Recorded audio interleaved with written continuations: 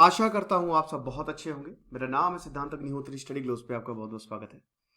दोस्तों, लुइस इनाचियो लूला डा सिल्वा प्रेसिडेंट हो गए हैं ब्राजील के, लेफ्टिस्ट लीडर जो कि ब्राजील के प्रेसिडेंट हो गए हैं और ये अब अपना थर्ड टर्म जो है वो पूरा करेंगे। इससे पहले कौन थे? Jair Bolsonaro. देखिए, जेयर बोल्सोनारो ने बैंड बजा दी थी इन्वायरमेंट की।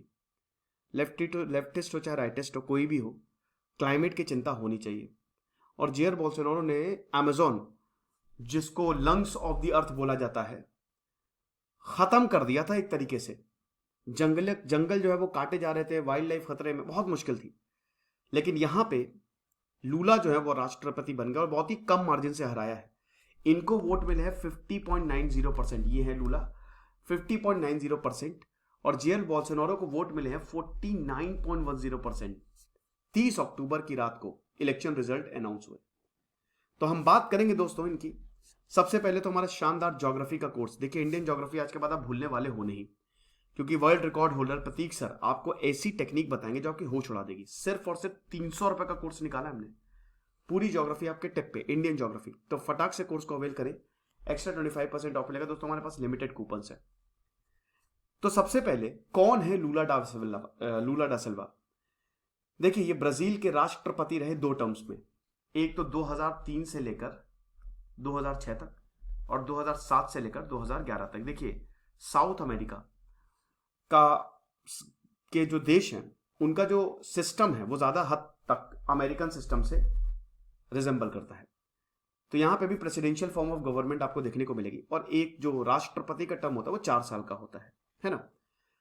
अब जब ये राष्ट्रपति थे लूला डा सिल्वा, तो कॉमोडिटीज बूम आया, बहुत सारे वेलफेयर प्रोग्राम्स जो हैं वो चलाए गए और लाखों लोगों को गरीबी से बाहर निकाला गया। एक गजब के लीडर है, कैरिज्मेटिक लीडर हैं।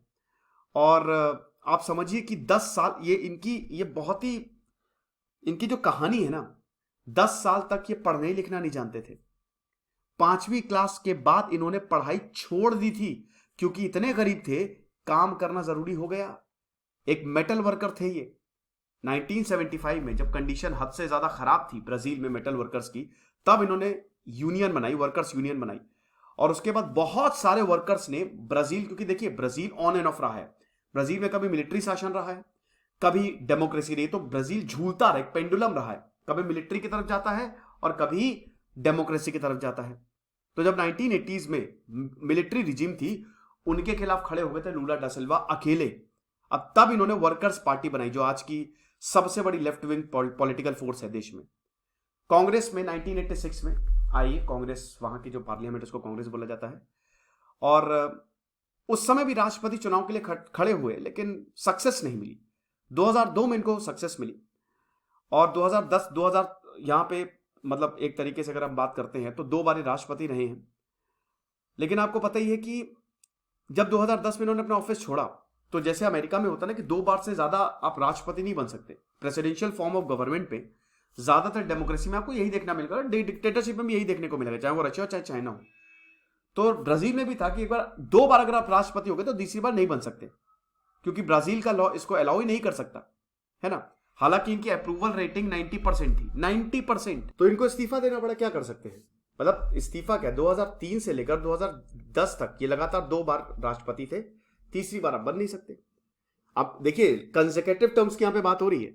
अब आप बोलेंगे सर अभी कैसे बन गए कंसेक्यूटिव टर्म्स? मतलब कि जैसे अगर 2 बार, जैसे 4 साल में आप पहली बार राष्ट्रपति बन गए, फिर आप जीत गए, तो आपके टोटल 8 साल हो गए, एक के बाद एक आप जीते, तीसरी बार आप नहीं बन सकते। हाँ, ये अलग बात है कि जैसे अभी हुआ कि ये 2 बार राष्ट्रपति लगातार बने, फिर तीसरी बार कोई और बन गया, तो गैप हो गया ना। तो अब ये राष्ट्रपति का चुनाव जो है वो लड़ सकते हैं, लड़ कह सकते हैं, लड़ भी लिया और जीत भी लिया। तो वही चीज है, अप्रूवल रेटिंग 90% होने के बावजूद जो है ये बन नहीं पाया। अगले जो 10 साल थे वो लूला के लिए काफी ज्यादा डिफिकल्ट थे और ब्राजील के लिए भी बहुत डेंजरस थे। लूला को कैंसर हो गया, थ्रोट कैंसर हो गया, और इनकी जो सक्सेसर थी डेल्मा रूसेफ, उनको इंपीच कर दिया गया और 2016 में इनको ऑफिस से ही हटा दिया गया। और लूला को करप्शन के चार्ज, मनी लॉन्ड्रिंग के चार्ज में इनके ऊपर इन्वेस्टिगेशन बैठाई गई, ये जेल ही चले जाते। 2018 में बोल्सोनारो आ गए। अब जब जेयर बोल्सोनारो आए तब तो और हालत खराब। आपको बता दूं कि 12 साल की सजा काटी है इन्होंने। मतलब 12 साल की इनको सजा मिली थी और इन्होंने काटना शुरू कर दिया था। मार्च 2021 में लूला के कॉन्विक्शन को ओवरटर्न कर दिया। 3 साल जेल में रहने के बाद 2021 में ब्राजील के सुप्रीम कोर्ट ने बोला झूठ बोल रहे हो तुम लोग, एक भले इंसान को फर्जी में फंसा रहे हो, चलो भगा ऐसे। 580 दिन गुजारे उन्होंने जेल में। अब अच्छी बात यह है कि भारत कमाल के रिलेशन थे ब्राजील के साथ जब लूला थे। इंडिया विजिट किए थे, आपको पता है, as a chief guest of the republic day parade 2004, 2007, 2008। तो भारत के रिलेशन बहुत बढ़िया थे जब लूला थे राष्ट्रपति। प्रतिभा पाटिल, मनमोहन सिंह 2006, 2010, 2008 में गए ब्राजील। तो ये बहुत अच्छी बात है। लूला जब प्रेसिडेंट थे तो ब्रिक्स नेशन की ये जो एक्सरसाइज थी, मतलब जो मीटिंग थी, वो हुई ब्राजील में। अगला पॉइंट ये है कि इस जीत का महत्व क्या है। सबसे पहली बात तो यह है कि दो बहुत बड़े लीडर हैं, बोल्सोनारो जो कि राइट प्लेटफॉर्म से आते हैं, फार राइट से आते हैं, और इन्होंने अपना एजेंडा साफ कर दिया था। कोविड-19 का मिसमैनेजमेंट आपने देखा, बहुत बुरी हालत हो गई थी। इन्वायरमेंटल कैटास्ट्रोफे हुई, अमेजॉन रेन फॉरेस्ट जले तो जले, बुरी हालत कर दी जेयर बोल्सोनारो ने। To be very frank, it's not about rightist and leftist, it's about सही आदमी। एक लेफ्टिस्ट इंसान भी सब कुछ बर्बाद कर सकता है, राइटिस्ट इंसान भी सब कुछ बर्बाद कर सकता है। और पिछले 10 सालों में ब्राजील की इकोनॉमी बहुत नीचे गई है। बोल्सोनारो ने प्रॉमिस किया था कि हम डीरेगुलेशन लेके आएंगे, कुछ हुआ नहीं। डीरेगुलेशन, प्राइवेटाइजेशन करने के चक्कर में उन्होंने सारी दौलत अमीरों के हाथ में दे दी। लूला ने बोला था कि भाई खाना देंगे, हम गरीबों को रहने की जगह देंगे, जो सबसे ज्यादा पैंडेमिक में परेशान हैं हम उनके बारे में सोचेंगे। और इसीलिए लूला की जो विक्ट्री है, ठीक है, उससे हर कोई खुश है।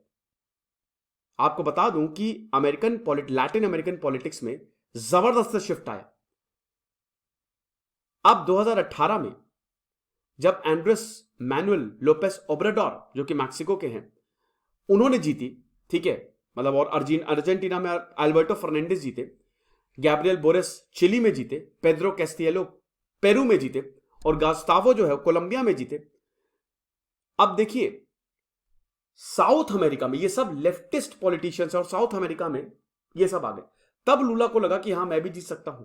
लेकिन स्टिल आपको बता दूं कि बोल्सोनारो ने, भैया बहुत ही कम मार्जिन है, बहुत ही कम मार्जिन, 50.90% लूला का है और 49% यहां पे बोल्सोनारो का है ना। लेकिन जो भी है, लूला जो है राष्ट्रपति हैं, और भारत के लिए बहुत अच्छी बात है क्योंकि इनके कार्यकाल में भारत से रिलेशन बहुत अच्छे थे। तो बधाई हो भाई इन सबको। और आपको बधाई कि अगर इतना शानदार जो कोर्स है ज्योग्राफी का, वो जब आप अवेल कर लोगे तो आपके सारे एग्जाम्स जो है वो निकल जाएंगे। तो बिल्कुल भी देर मत करो। Thank you so much.